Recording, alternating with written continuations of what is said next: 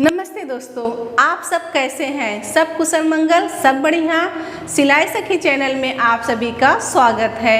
आज की वीडियो हमारा है सवाल और जवाब का। तो चलिए समय ना गंवाते हुए हम शुरू करते हैं।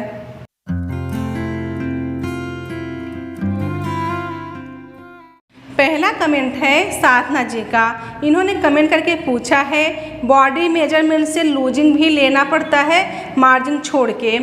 तो साधना जी आपने किस में पूछा है वो नहीं मालूम है हमको, ब्लाउज में या ड्रेस में किस में पूछे हैं। तो लूजिंग हम किसको बोलते हैं? जैसे कि हम इस प्रकार से लेते हैं, या ड्रेस हुआ या ब्लाउज हुआ।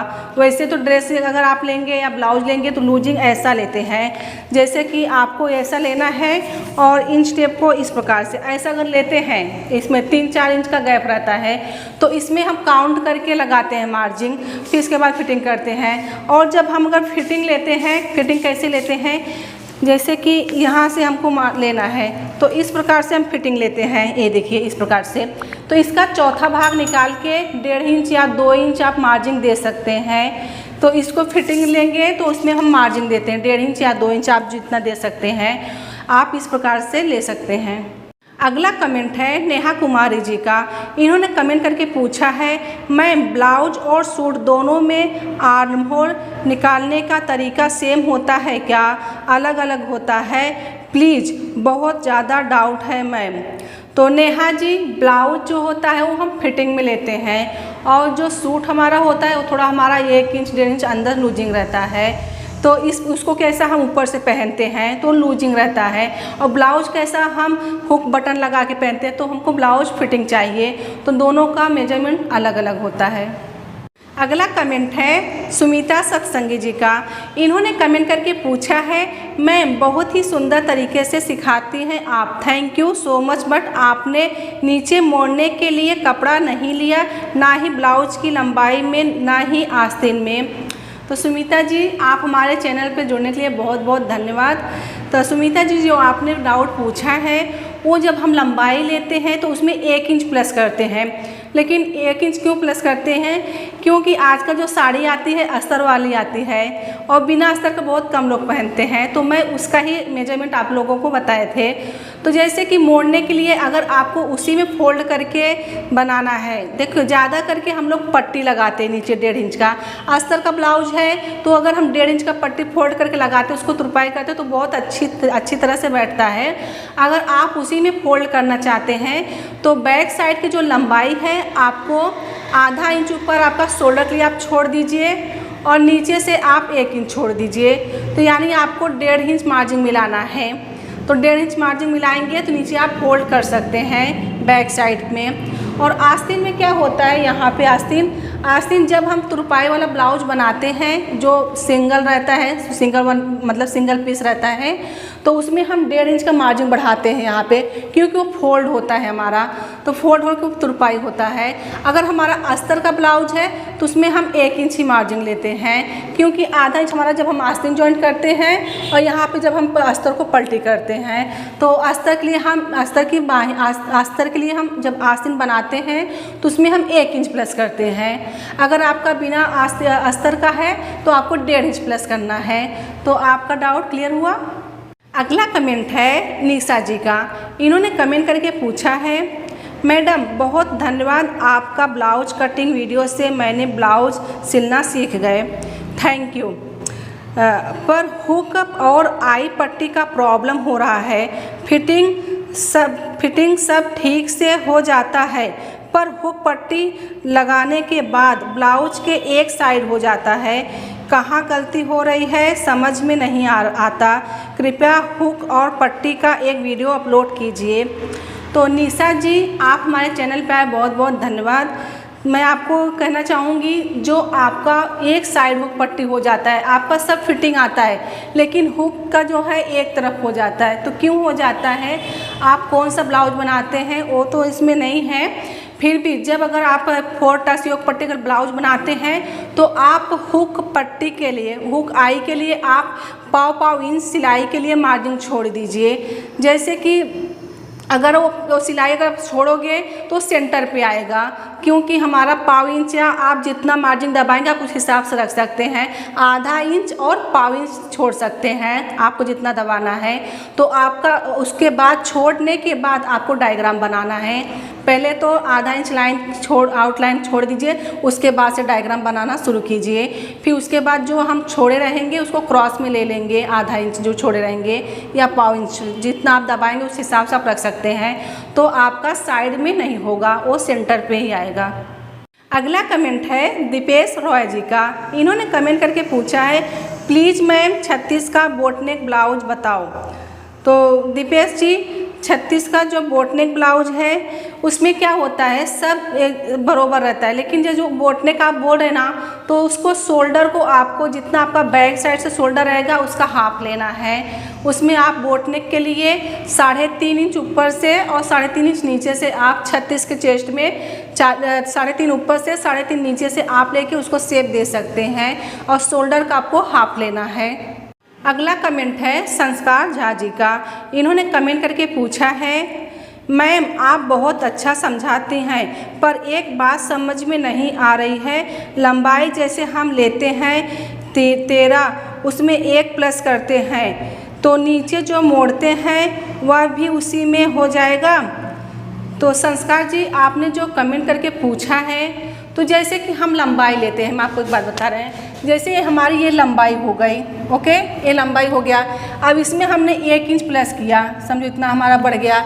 तो इसमें जो हमको अगर जैसे कि आप मोड़ते बोल रहे हैं तो इसमें नहीं होगा। ये जो हमने 1 इंच लिए यहाँ से, तो ये आधा इंच हमारा ऊपर जाएगा शोल्डर जब हम जॉइन करते हैं, और आधा इंच हमारा जो है नीचे, मतलब जब हम अस्तर का ब्लाउज बनाते हैं तो उसमें जैसे कि हमें अलग से कमर पट्टी लगाना पड़ता है।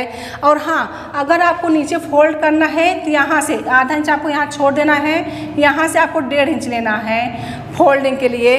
तो वो जो फोल्ड होता है ना तो सब ब्लाउज में नहीं होता है, सब ब्लाउज में नहीं होता है। जैसे कि अगर आपका अस्तर का ब्लाउज है तो उसमें हम 1 इंच प्लस करेंगे, तो हम क्या करते हैं नीचे से उसको पलटी कर देंगे।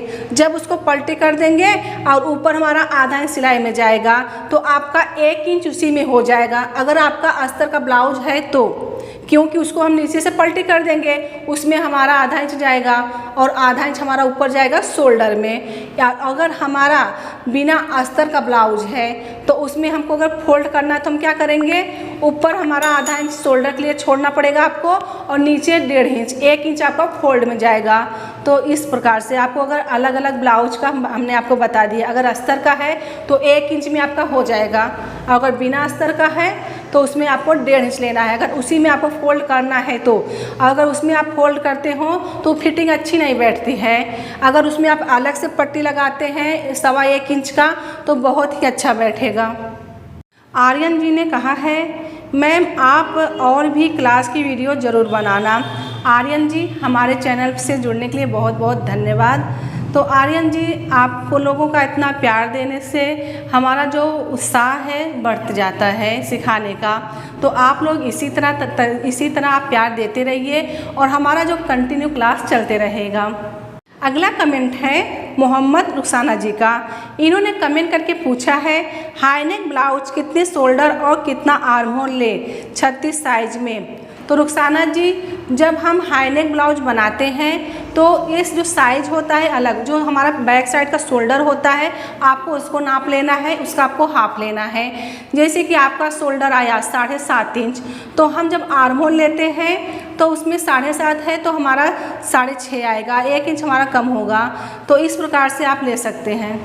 अगला कमेंट है वर्षा यादव जी का। इन्होंने कमेंट करके पूछा है आपने अंदर की लाइनिंग को कट करना नहीं बताया। तो वर्षा जी ने जो कमेंट किया है, जो हमने पिछला वीडियो बताया था लहंगे का, तो उसमें ये कमेंट आया है। तो देखिए जब हम लाइनिंग कटिंग करते हैं जो अस्तर नीचे, ये तो हम आपको बताए थे कली लगाना। तो इसमें आपको कैसे लगाना है, जैसे कि आपका जो भी कमर रहेगा उसका चौथा भाग लेने का, उसमें 1 इंच प्लस करने का। तो उसको जैसे अम्ब्रेला कट में आपको कटिंग करना है, उसको क्रॉस में रखना है और ऊपर की तरफ आपको कमर का चौथा भाग लेने का 1 इंच प्लस करके आप उसको क्रॉस में कटिंग कर देंगे। फिर उसके बाद आपका ये जो कली वाला जो रहेगा उसके बाद उसके ऊपर लगेगा, उसके ऊपर। अगला कमेंट है ममता प्रजापति जी का। इन्होंने कमेंट करके पूछा है, मैम कटोरी वाले ब्लाउज में फिटिंग करते समय आगे और पीछे का छोटा बड़ा क्यों हो जाता है ब्लाउज में। तो ममता जी, जब हम कटोरी का ब्लाउज तैयार करते हैं सबसे पहले तो हम बैक पार्ट तैयार करते हैं। बैक पार्ट जब तैयार हो जाता है हमारा, क्योंकि इसमें हम 1 इंच प्लस करते हैं, जो भी आपकी लंबाई रहेगा, आधा इंच आपका ऊपर शोल्डर में जाएगा, आधा इंच आपका कमर में जाएगा, ये हो गया। अब आपका जो छोटा बड़ा क्यों हो जाता है, तो देखिए जो शोल्डर हम यहाँ पे से लेना है, बैक पार्ट आपका तैयार हो गया, उसके ऊपर आपका फ्रंट पार्ट रखना है। फ्रंट पार्ट रखने के बाद लास्ट हमारा योक लगता है। जब हम फ्रंट पार्ट में कटोरी जोड़ लेते हैं उसके बाद हमारा नीचे योक लगता है, तो उसको आपको बैक पार्ट के ऊपर रख के देख लेना है, कम ज़्यादा हो रहा है, ज़्यादा हो रहा है, उसको फिटिंग में उसको छाड़ दीजिए और उसके लेवल में करके आप योक लगाइए, तो आपका छोटा बड़ा नहीं होगा। अगला कमेंट है पूजा जी का।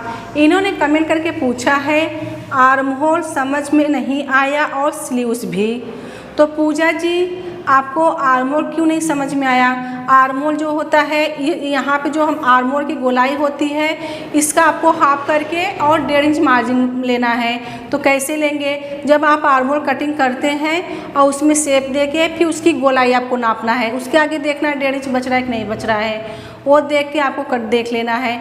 जितना आपका ये गोलाई रहेगा उसका आपको हाफ लेना है और जब आप उसमें देखेंगे तो 1.5 इंच मार्जिन बचना चाहिए। और हाँ, आस्तीन का जो है आपका चेस्ट का चौथा भाग लेना है। जो भी आपका चेस्ट रहेगा उसका चौथा भाग लीजिए आस्तीन कटिंग कर जब करते हैं। और लंबाई तो अपना पर्सन अनुसार है। लंबा जैसे कर अस्तर का ब्लाउज है आपका तो आप लंबाई में 1 इंच मार्जिन दीजिए और बिना अस्तर का है तो 1.5 इंच मार्जिन दीजिए। और ये जो लंबाई हम जॉइंट करते हैं इसमें चेस्ट का चौथा भाग लेना है आपको। आज का सवाल और जवाब का सिलसिला हम यहीं ख़त्म करते हैं। अगर आपके मन में कुछ डाउट है, अगर आपके मन में कुछ सवाल रह गया होगा तो आप कमेंट करके ज़रूर बताएं। और हाँ, आने वाले संडे को हम आपके सवालों का जवाब लेके आएंगे। तो स्वस्थ रहे, सुरक्षित रहे, समझे, सीखे, सफल बने। मिलते हैं अगले क्लास में।